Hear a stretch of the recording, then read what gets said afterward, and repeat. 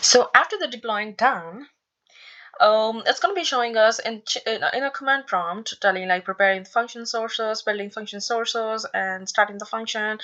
Running this Node.js source codes that we have given and everything. So installing the all the necessary packages and everything's done. Package lock only quiet and everything it's been doing. Once it see everything, all the packages are ready, and once feel like everything is ready, it's going to be telling the Firebase. See, there's a warning called Firebase Google. The Firebase, which I'm going to be telling about this Firebase config error later.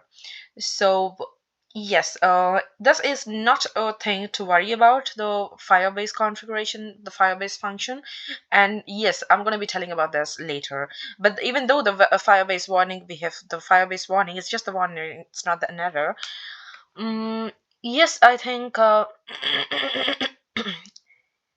see, it's the function is ready to test now. The function is really ready to test. This is the backend services. This is the backend function that is been happening whenever we train the bot. The each and every information that we are giving and training the bot, it's going to be reflecting here in the console, and this is it.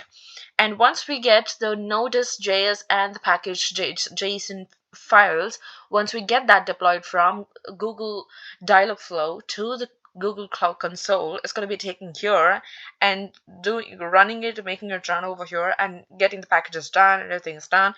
And it's going to be telling the function is ready to set a test, or it's going to be having any runtime issues or anything.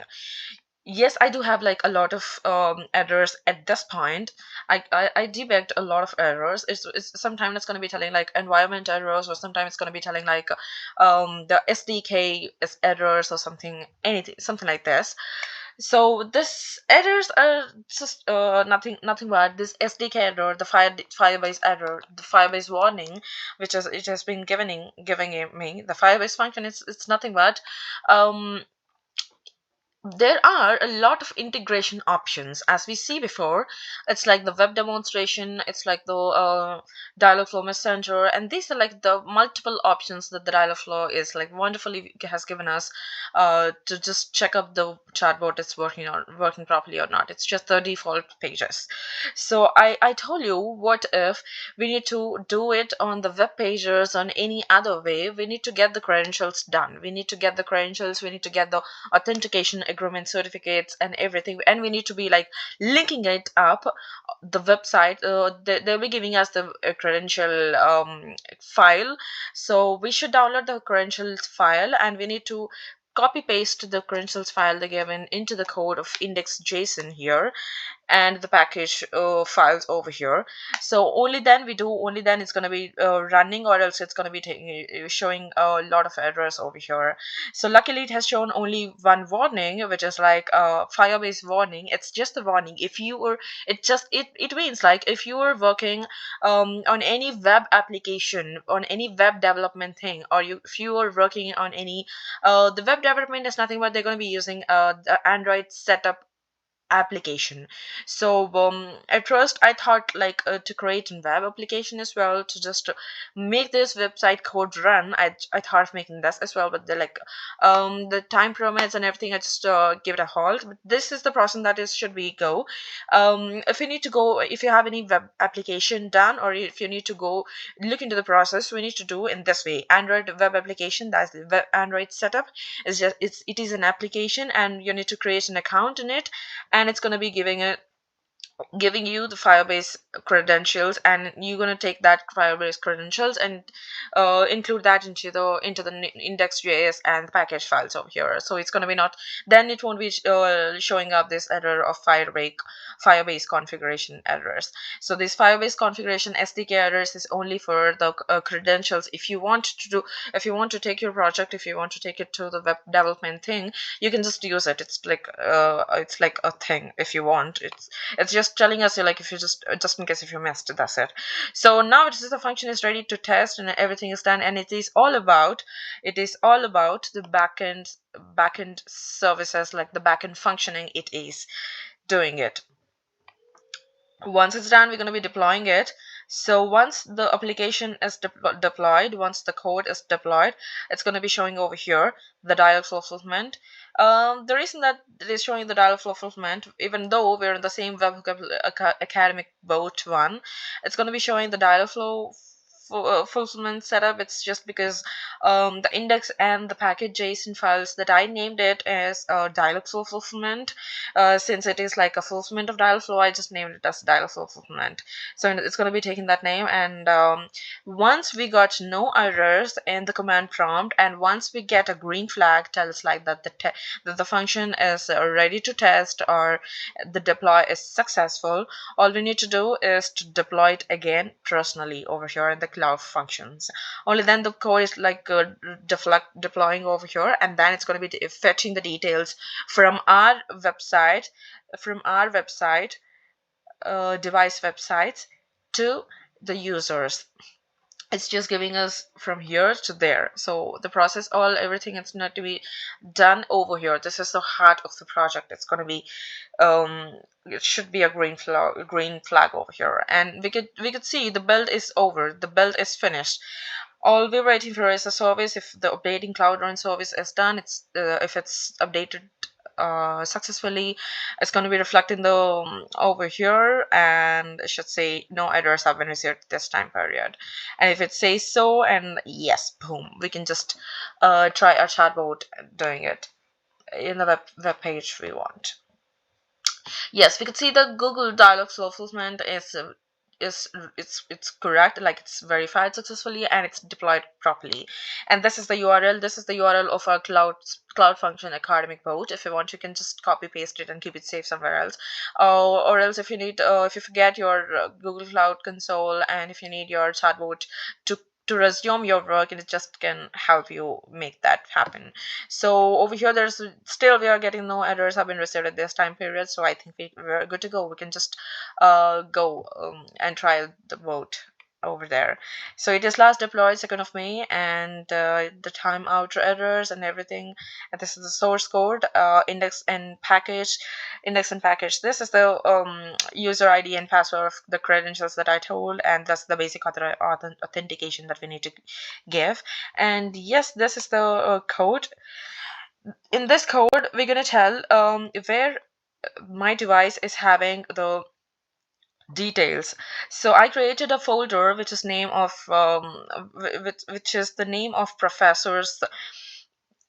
uh, professor's data. All we need to do is to fetch the professor data details to here. So here, if you could see, I have given the file path as directory name of professor data. Professor data is the folder name that my system has had. So this is the professor data, and this is the professor data that I have given. So if you open that, it would be in definitely in a JSON format, just like I shown you before. um, like let's just open, it should be in this way, this the standard way of JSON, and it would definitely be in this way. Let me just open you and show it in a GitHub or Visual Studio, so that you could be like you can see it properly. Yes, this is it. This is Eunice Govdali's area of expertise, all the details, everything all about UNESCO of Delhi. And this is David Howard, area of expertise, all the details about him, Matthew Johnson, Sarah Number, Salim Amin, and many more, and Sabar Mahbabi, and we have like Huawei and everything here. And this is the HTML file. This is the HTML file. It's like the University of Salford web page that I created. This is the like the basic the file that I've created, and this is it. This is all about the professor names and everything. Once we push this, it's going to be reflecting it, and this is the Visual Studio. It's going to be reflecting it in the GitHub, and it's going to be giving us a GitHub profile which has view on GitHub, it's actually in the same web page.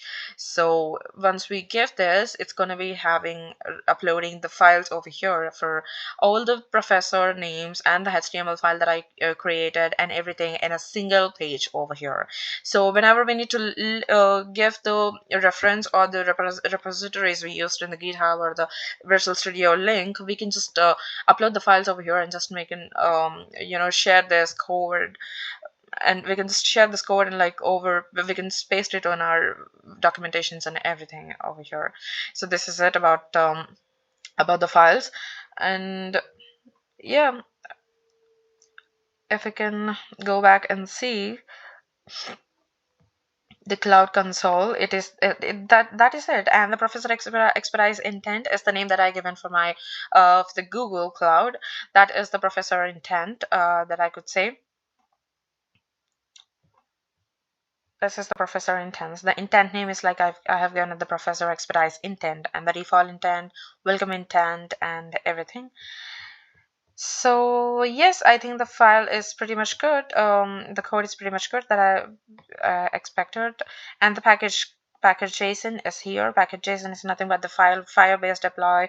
If you don't need to do this, we can just need to be like, oh no, it's just like we can just like leave it aside. And this is it about the index and package sources and the variables over here.